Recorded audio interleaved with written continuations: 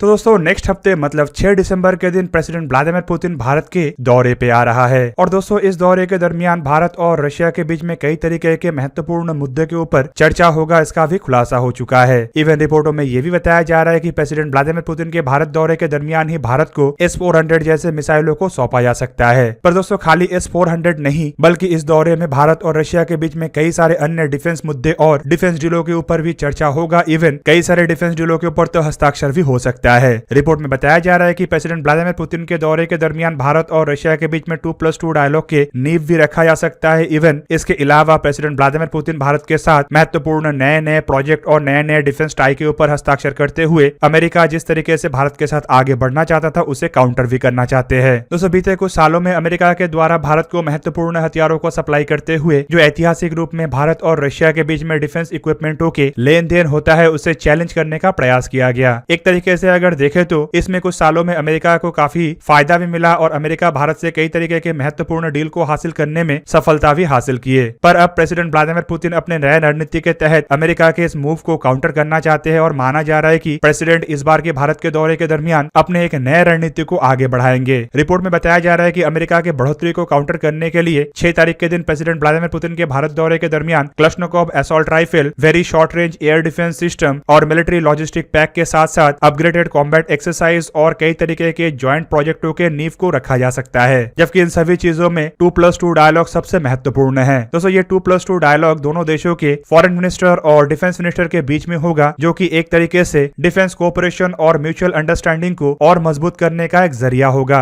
ऐसे 2+2 डायलॉग भारत पहले भी कई सारे देशों के साथ कर चुका है, जिनमें सबसे प्रमुख अमेरिका, जापान, ऑस्ट्रेलिया जैसे देश है। अब इस लिस्ट में अब रशिया का नाम शामिल होने के बाद जो रशिया और भारत के रिलेशनशिप को लेकर संदेह जताया जा रहा था और कुछ देश प्रोपेगेंडा कर रहे थे, उनके मुंह पे भी एक करारा तमाचा होगा। दोस्तों भारत रशिया और भारत अमेरिका के डिफेंस कोऑपरेशन या फिर डिफेंस डील को अगर कंपेयर किया जाए तो हाल ही के सालों में अमेरिका को कई तरीके का फायदा मिला है, जिनमें बताया जा रहा है कि साल 2007 से लेकर अब तक भारत और अमेरिका के बीच में करीबन $21 बिलियन के मेगा डील हो चुका है, जिनमें कई तरीके के हथियारों के डील के अलावा कई तरीके के टेक्नोलॉजी और इनोवेशन भी शामिल है। जबकि रशिया और भारत के रिश्ते को देखे तो ये आज का नहीं है बल्कि 60 दशक पुराना है। भारत के इंडिपेंडेंट के बाद से ही भारत के द्वारा बड़े मात्रा में हथियारों को सोवियत यूनियन से खरीदा जा रहा था और अब सोवियत यूनियन टूटने के बाद भारत इन सभी हथियारों को रशिया से खरीद भी रहा है और सोवियत ओरिजिन के हथियारों को रशिया की मदद से अपने बेड़े में मजबूत भी कर रहा है। रिपोर्ट के मुताबिक 60 के दशक से अब तक भारत डायरेक्टली 65 बिलियन से भी अधिक डॉलर के हथियारों को अमेरिका से परचेस कर चुका है। मतलब अगर दोनों देश मतलब रशिया और अमेरिका के हथियारों के डील के कंपेरिजन किया जाए तो फिलहाल अमेरिका से रशिया करीबन 3 गुना आगे है। सोर्सेस के मुताबिक जहां पे भारत अब हथियारों को डायरेक्टली परचेस नहीं करना चाहता है और अपने देश में ही मैन्युफैक्चर करके सेल्फ रिलायंस की तरफ आगे बढ़ना चाहता है, तो वहीं पे रशिया भारत को अब हथियारों के सप्लाई के बाद हथियारों में आत्मनिर्भर होने में भी मदद करने की तरफ कदम बढ़ा चुका है। और ऐसे ही कदम में सबसे पहले नाम आ रहा है क्लश्नकोव AK-203 असॉल्ट राइफलों को लेके। रिपोर्ट के मुताबिक भारत करीबन 5124 करोड़ रुपए से भारत में ही क्लश्नकोव राइफलों को निर्माण करना चाहता है और संभावित 6 लाख ऐसे असॉल्ट राइफलों को यूपी में स्थित फैक्ट्री में निर्माण भी किया जाएगा। दूसरी तरफ very short range air defence सिस्टमों को लेकर भी भारत और रशिया के बीच में डील लगभग फाइनल है और भारत $1.5 बिलियन के लागत से इन मिसाइलों को परचेज भी करना चाहता है। संभावित ये भी भारत में ही निर्माण हो और एक तरीके से आत्मनिर्भर भारत के संकल्प को बढ़ावा देने में मदद करे। इवन कुछ रिपोर्टों में very short range air defence सिस्टमों का खुलासा करते हुए बताया जा रहा है कि संभावित ये सिस्टम इग्ला एस हो, क्योंकि जो टेंडर भारत के द्वारा जारी किया गया था उसमें फ्रेंच और स्वीडन के निर्माण किया हुआ वेरी शॉर्ट रेंज मिसाइलों को रशिया के इग्ला सिस्टमों ने मात दिया था।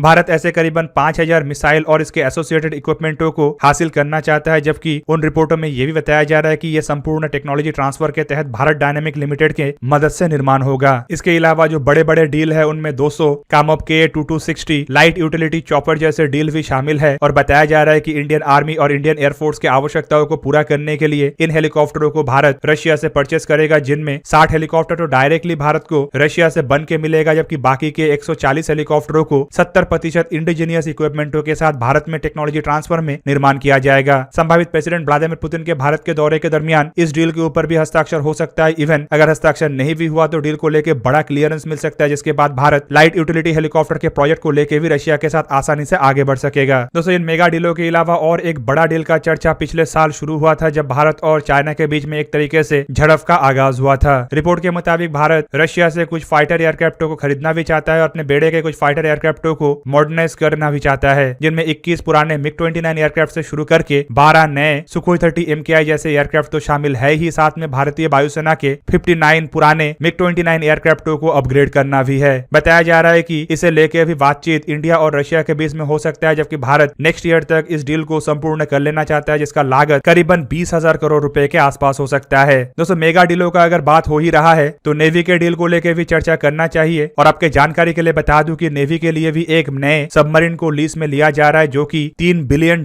के लागत से 10 साल का अवधि में हो सकता है। रिपोर्ट में बताया जा रहा है कि मार्च 2019 में यह डील संपूर्ण हो चुका है और भारत को साल 2025-26 में रशिया की तरफ से nuclear power attack submarine Akula 3 का सप्लाई किया जा सकता है, जो भारत में 10 साल तक इस्तेमाल होगा। इससे पहले भी भारत रशिया से 2 सबमरीनों को लीज में ले चुका है। हाल ही में ही दूसरे सबमरीन मतलब अकुला 2 को भारत ने रशिया को रिटर्न किया। और दोस्तों, ये खाली कुछ महत्वपूर्ण डील है, जबकि डील के अगर लिस्ट को गिनना शुरू किया जाए तो शायद इसे वीडियो में समाप्त करना पॉसिबल ना हो। लिस्ट में कई तरीके के अन्य हथियार जैसे कि air to air missile, artillery shell, frigates जैसे हथियार भी शामिल है, जो आइदर इस चर्चा में होगा या फिर जिसे लेके ऑलरेडी चर्चा समाप्त हो चुका है। तो दोस्तों, ये था आज का वीडियो। अगर आपको वीडियो अच्छा लगा तो लाइक कीजिए और मेरे चैनल को सब्सक्राइब कीजिए और साथ में बना हुआ बेल आइकन को भी प्रेस कर दीजिए ताकि आप मेरा वीडियो देख पाए सबसे पहले। जय हिंद।